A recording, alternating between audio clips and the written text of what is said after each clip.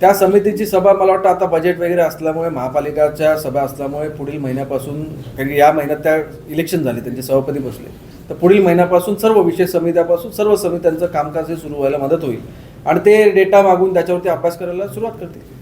Thank you. हा मी सदस्य म्हणून मांडलेला ठराव आहे आणि सदस्य म्हणून ठराव मांडला असता अतिशय विस्तृत पद्धतीचा आहे. अजेंडावरती विषय आल्यानंतर पुढे त्याची माहिती देणं असतं, तर माझ्या पत्राचा उल्लेख त्या ठिकाणी करायचा असतो. त्यामध्ये मला वाटतं लेटर हेड स्कॅन करायला ते विसरले असतील, पण तो ठराव मी मांडलेला आहे, त्यामुळे माझ्याच लेटर हेडवरती आणि माझा ॲड्रेस तो कंपल्सरी लागतो. त्यामुळे छापलं नाही ते काही गैर नाही. प्रस्ताव महत्त्वाचा आहे, ते आवश्यक आहे, प्रस्ताव सगळ्यांपर्यंत पोहोचणं आवश्यक आहे आणि त्या दृष्टीने ठराव मी स्वतः मांडणार आहे, दुसरा कोण मांडणार नाही. त्यामुळे माझा ॲड्रेस असणं साहजिकच आहे. त्यामुळे ती टेक्निकल एरर आहे. नेमका प्रस्ताव आहे, काय मागणी आहे तुमची? आता तुम्ही सगळीकडे बातम्या ऐकत असाल की आपल्या शहराचा EQ आहे, आजूबाजू परिसराने आपला वायू प्रदूषण अतिशय खराब आणि प्रदूषणग्रस्त असा आपला भाग त्या ठिकाणी झालेला आहे. फॉरेनमध्ये आणि आपल्यामध्ये EQचा फरक खूप जास्त प्रमाणात आहे. तो EQ आपला सुधारला तर फॉरेनमध्ये आणि आपल्यामध्ये तसा काही फरक जाणवणार नाही. जेव्हा मागे 2020 सालापासून या विषयासंबंधी मी अभ्यास करत आहे आणि त्याचा ठराव बनवण्याचं काम मी तेव्हापासूनच सुरू केलं. आम्ही जाहीरनाम्यामध्ये देखील वायू प्रदूषणासाठी ठोस उपाययोजना करणार, त्या दृष्टीने मी हा ठराव नाईक साहेबांच्या मार्गदर्शनाखाली तयार करून मी तो सभागृहापुढे ठेवलेला आहे. त्यामध्ये महापालिकेच्या माध्यमातून अतिशय सायंटिफिकली 18 महिन्याचा ॲक्शन प्लॅन, मी मागे देखील बोलायला की हा काय एका महिन्याचा प्लॅन असू शकत नाही, हा सातत्याने पुढे 18 महिन्याचा ॲक्शन प्लॅन त्या ठिकाणी करणार. त्यामध्ये 7 तत्वांवरती, त्यामध्ये डिटेक्शन, आयडेंटिफिकेशन, पेनलायझेशन, इरॅडिक्शन, कंट्रोल, प्रिव्हेन्शन आणि मेंटेन या तत्वांच्या वरती आपलं हा प्लॅन चालणार आहे. त्यामुळे डिटेक्शन करताना एक सेन्सर्सचं जाळं नवी मुंबई शहरामध्ये पसरवलं जाणार. त्यामुळे कुठल्या भागातून हा वायू प्रदूषण येत आहे, धूळ प्रदूषण येत आहे ते आपल्याला दिसणार आहे. पहिला त्याचा मूळ स्रोत काय आहे ते कळणं खूप गरजेचं आहे, तो त्याच्यामध्ये नमूद आहे. त्याचबरोबर व्हर्टिकल प्रोफाईल करणार आहे. आज व्हर्टिकल प्रोफाईल करणारी मला वाटतं पहिली महापालिका ॲक्शन प्लॅनमध्ये असेल. त्यामध्ये थेथर्ड बलून आणि नियर स्पेस बलून हा त्या ठिकाणी सोडणार आणि व्हर्टिकल प्रोफाईल करणार. त्या बलून्सवरती सेन्सर्स लागले असणार आणि दिवसभर ते डेटा जमा करणार की वायू कुठल्या दिशेने येते, त्याच्याबरोबर कुठले पोल्युटंट येत आहेत, कुठल्या हॉटस्पॉट कुठले आहेत पोल्युटंटचे. आता काय होतं की आपलं नवी मुंबई शहर हे डोंगराच्या पलीकडे आणि किनाऱ्यावरती, मुंबईवरून पोल्युशन येतं, डोंगरामुळे ते आपल्याकडे वाढतं, सॉसर इफेक्ट तयार होतो आणि आपल्याकडे त्याला जास्त EQचा फटका पडतो.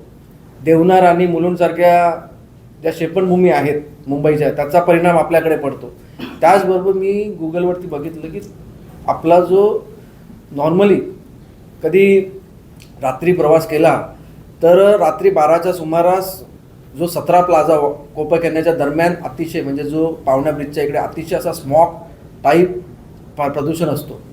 मी बोला हा स्मोक येतो कुठून? मी तेव्हा त्या MPCBच्या लोकांना सांगतो, तेव्हा ते शोधायला जातं, त्यांना काय भेटतच नाही. तेव्हा मी त्याचा शोध घ्यायला प्रयत्न केला, तर आपल्या त्या भागाच्या डोंगराच्या पाठी एक्झॅक्टली तळोजा ही भारतातली सर्वात जास्त पोल्युशन निर्माण करणारी एक भाग आहे. आणि तो अंदाज घेतला की तिकडे दिवसभरात जे पोल्युशन निर्माण होतं ते हवेच्या संध्याकाळपर्यंत वरती जाताना हवेने आपल्याकडे येताना रात्री आपल्याकडे बसतं, त्याचा फटका आपल्याला पडतोय का, त्याचा देखील शोध घेणं गरजेचं आहे. त्याचबरोबर प्रदूषण हा मोठ्या प्रमाणात लॉ, ऑर्डर, एन्फोर्समेंट याच्याशी निगडीत आहे. थर्ड पार्टी गोष्ट देखील आहे, पण महापालिका कुठे प्रदूषण करत नाही, त्या दृष्टीने ॲक्शन प्लॅन केलेलं आहे. धूळमुक्त योजना त्या ठिकाणी करण्यात आल्या आहे. लेगसी धूळ जे आपल्या रस्त्याच्या किनारी, साईड शोल्डरला, डिवायडरच्या साईडला, ओपन प्लॉट्सवरती, ते दूर करण्याचं करणार. Water fogger, jet, paddle sweeps तुम्ही जर बघितला तर मी साधारणपणे 90 पानाचा आराखडा आणि 80-70 पानाचे अनुसूची SOPs त्या ठिकाणी मी तयार केलेले आहेत. याच्यामध्ये डिटेल असा आता सभागृहापुढे मांडेन, सभागृह त्याच्यावरती चर्चा करेल आणि त्यांच्या काय सुधारणा किंवा सूचना असतील त्या मांडतील. पण निश्चितच हा प्लॅन केल्यानंतर आपला शहराचा EQI हा चांगला करण्यासाठी जरूर या ॲक्शन प्लॅनमध्ये आम्ही कटिबद्ध आहोत आणि निश्चितच या माध्यमातून, कारण की लोक जे श्वास घेतात तो श्वास मी देखील घेतोय. श्वास काय कोणा श्रीमंत गरिबाला हा वेगळा नाही. त्यामुळे त्यांना लोकांना चांगला श्वास देणं ही आमची भूमिका आहे, कर्तव्य आहे. या दृष्टीने आम्ही पहिला म्हणजे महापालिकेनंतर पहिल्या त्या पाऊल उचलण्यासाठी सुरुवात केलेली आहे आणि मला वाटतं अशा प्रकारचा ॲक्शन प्लॅन पहिल्यांदा MMR रिजनमध्ये त्या ठिकाणी तयार होतोय. हा ॲक्शन प्लॅन झाल्यानंतर मी पुन्हा ॲक्शन प्लॅनचा एन्फोर्समेंट करण्यासाठी बायलॉज तयार करायला घेतलेला आहे. बायलॉजचा प्रस्ताव पुढील महासभेमध्ये मी सादर करेन. हा ॲक्शन प्लॅन महापालिका लेवलवरती अप्रूव्ह होईल, पण बायलॉज तयार केल्यानंतर तो शासन स्तरावरती अप्रूव्ह करण्यासाठी जाईल. त्यामुळे पेनल्टी लावणं, एन्फोर्समेंट करणं हे त्या बाबतीत सोप्या पद्धतीने होतील. तर मला निश्चित विश्वास आहे की या ॲक्शन प्लॅनच्या माध्यमातून वायू प्रदूषण नियंत्रण करण्याचा आपला जो धोरण आहे, जो निश्चय आहे, तो निश्चित पूर्ण होईल. हा दुजाभाव कसा काय? आयुक्त महोदयाने आपल्याला सांगितलं की कत्तल नाही करत आहे, त्याचं ट्रान्सप्लांट करतोय. खूप प्रकल्पासाठी आपल्याला झाडं ट्रान्सप्लांट करावी लागतात आणि यापुढे आता हा तर वायू प्रदूषणाचा आणि AQI इंडेक्स सुधारण्याच्या दृष्टीने आपण काम केलेलं आहे. पुढे जलप्रदूषणाच्या दृष्टीने आपण काम करणार आहोत आणि त्याच्या पुढे आपण पर्यावरण संरचना सुधारणा यासाठी आपण करणार जास्त झाडं. एक लिक्विड ट्रीसारखी संकल्पना आहे. लिक्विड ट्री म्हणजे एक या रूमच्या टेबलच्या एवढे एक टँक असते. ती टँक कॅपॅसिटी ही 8 वर्षाच्या अडल्ट ट्री एवढं ऑक्सिजन आणि CO2 त्या ठिकाणी ॲब्झॉर्ब करते.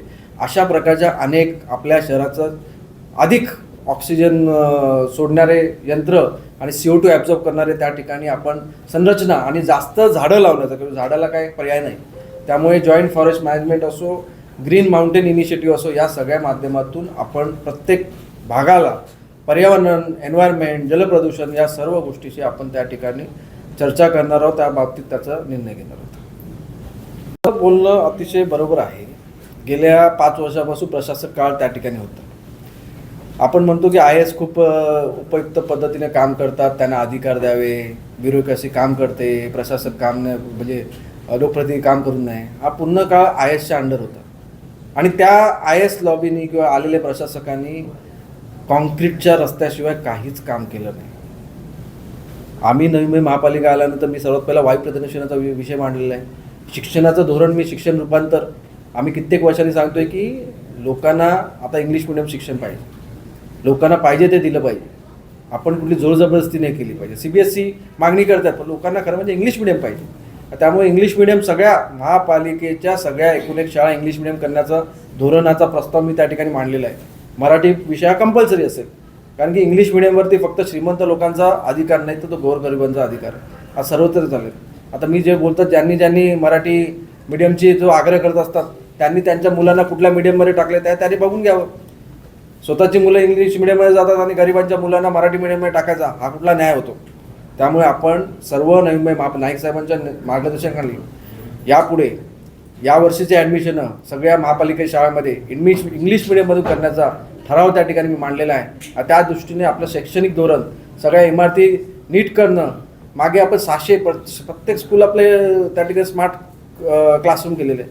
पण प्रशासक काळामध्ये या शहराला अधोगतीला सामना करायला लागला. खूप ऱ्हास या महापालिकेचा झाला. तो ऱ्हास भरून काढण्याचं काम आता लोकप्रतिनिधी या महापालिकेवरती आहे आणि तो ऱ्हास भरून काढणार आहे. कोरोना काळामध्ये आणि इनडायरेक्टली त्यांचे जे नेते आहेत उपमुख्यमंत्री, त्यांना कुठेतरी बदनाम करण्याचा प्रयत्न होतोय असा त्यांनी आरोप केला आहे. तर काय नेमका प्रकार आहे? मला विरोधकांना सांगणं आहे की थोडा अभ्यास करावा त्यांनी आणि कलम वगैरे त्या ठिकाणी वाचावी, पुस्तक घेऊन बघावं. त्यांनी सांगितलं की आम्हाला ज्ञान नाही, आम्ही अज्ञानी आहोत. त्यांनी म्हणजे एवढा अभ्यास त्यांनी केलेला नाही आहे, त्यांनी स्वतःच कबूल केलेला आहे. त्यामुळे मी त्या ठिकाणी स्पष्टपणे सांगितलेलं आहे की महानगरपालिका ही काय नगरविकास खात्याची अंग नाही किंवा डिपार्टमेंट नाही. महानगरपालिका ही स्वतंत्र स्वायत्त संस्था आहे. जिथे जिथे महापालिकेनी राज्य शासनाच्या मंजुरीने मान्यतेने कार्य करावं, तिथे तिथे त्या तसा ठराव प्रस्ताव हा राज्य शासनाच्या मंजुरीला मान्यतेला पाठवला जाईल. बाकी इतर दैनंदिन बाबतीत जी कायद्याने आपल्याला अधिकार दिलेले आहेत, जे स्वायत्तता दिलेली आहे, ती महापालिका स्वतः ती त्याच्यावरती अवलंबून आहे, त्या प्रकारे अधिकार बजावते.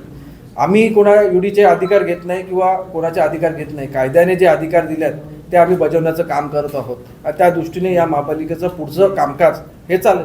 सादरजी ज्या पद्धतीनं बफर झोन घोषित झाल्यानंतर SRA कुठेतरी इम्प्लिमेंट देखील करू शकणार नाही. आणि त्यामुळे विरोध होतो. मला वाटतं हा कुठे दिशाभूल करण्याचा प्रयत्न होत आहे. आताच मला वाटतं मागच्या आठवड्यात सदर कचरा प्रक्रियेचा ॲग्रीमेंट झाला. कदाचित त्या कॉन्ट्रॅक्टरनी कोणाला तरी दाद दिली नसेल, त्यामुळे निश्चितच त्याला ब्लॅकमेल करण्यासाठी काही लोक मिसलीड करून, दिशाभूल करून लोकांना कसं बरोबर घ्यायचं, लोकांना सांगितलं की तुमची घरं जातील तर लोक एकत्र येतील आणि त्याने या प्रकल्पाला विरोध होईल, अशा दृष्टीने काम करतो. खऱ्या अर्थाने माननीय आयुक्त महोदयांना मी इलेक्शनच्या अगोदर अशा प्रकारचं आपलं महापालिकेचं waste to gas waste processing plant व्हावं अशा प्रकारचं मी त्या ठिकाणी चर्चा केली आणि मी आयुक्त साहेबांना सांगितलं की आमची महापालिका वेस्ट टू एनर्जी प्रकल्प या ठिकाणी करणार नाही. आता जो काय ॲग्रीमेंट त्या ठिकाणी झालेला आहे तर तो वेस्ट टू एनर्जीचा फेज 2चा आहे. फेज 1मध्ये वेस्ट टू गॅस प्रकल्पच असणार आहे, CBG गॅसच असणार आहे. आपली महापालिका ही वेस्ट टू एनर्जी प्लांट करणार नाही.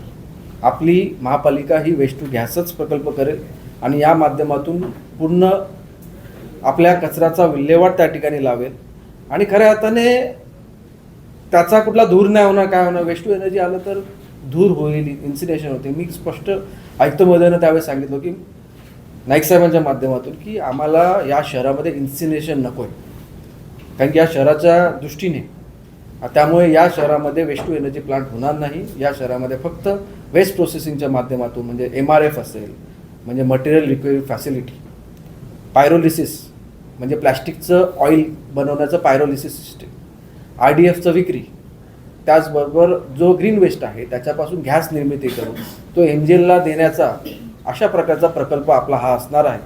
आणि मी आता त्या ठिकाणी खूप अभ्यास त्या ठिकाणी केला आणि त्यामध्ये मी सांगतो की अतिशय सुंदर असा भारतातला सगळ्यात चांगला waste processing plant, waste to gas plant तुम्हाला बघायला भेटणार आहे.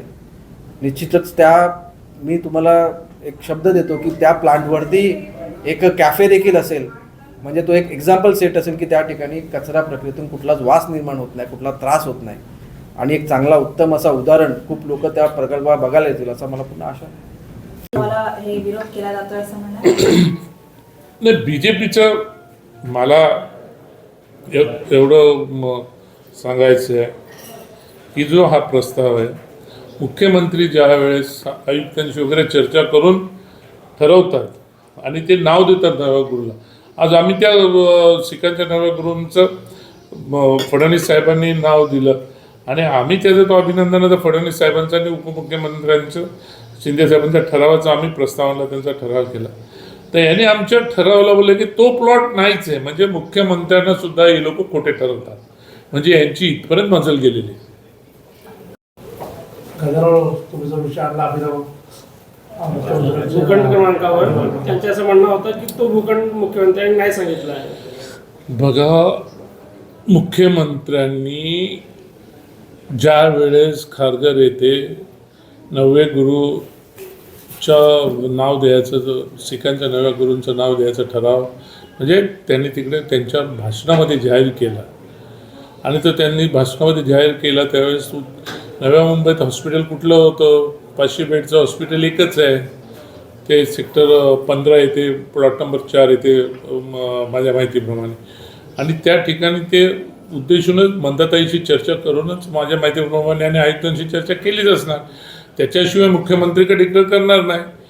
ज्या वेळेस मुख्यमंत्री डिक्लेअर करतो आणि हे मुख्यमंत्र्याला खोटं ठरवायचं चाललेलं आहे यांचं, म्हणजे आम्ही अभिनंदनाचा ठराव आणला की मुख्यमंत्र्यांनी हा नाव दिल्यामुळे आम्ही अभिनंदनाचा ठराव आणला होता, की त्यांनी नव्हता आणला अभिनंदनाचा ठराव.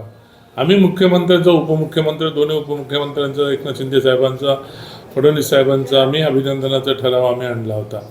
आणि आज एवढी यांची हिंमत होते की मुख्यमंत्री त्या हॉस्पिटलला सिखांच्या नव्या गुरूंचं नाव देतात आणि हे निघालेत की अशा पद्धतीने बोलतात की ते त्या हॉस्पिटलच्या बाबतीत नाही बोलले, ते दुसऱ्याच हॉस्पिटलच्या बाबतीत बोलले. सर, आपको क्या लगता है कि लोग सिर्फ बीजेपी के चिन्ह पे जीत के आए हैं और इनके मन में कोई और पार्टी चल रही है? देखो, ये मैं बोलता हूँ हमेशा, मेरा कहना यही है, बीजेपी और शिवसेना में कुछ मतभेद नहीं है। ये इधर गणेश नाईक एंड कंपनी और शिवसेना ऐसा चालू है। अभी इनको बीजेपी से भी कुछ पड़ेली नहीं है, ना शिवसेना से पड़ेली, ना युति से पड़ेली। इनको इनका खुद का मार्केट चलाना है।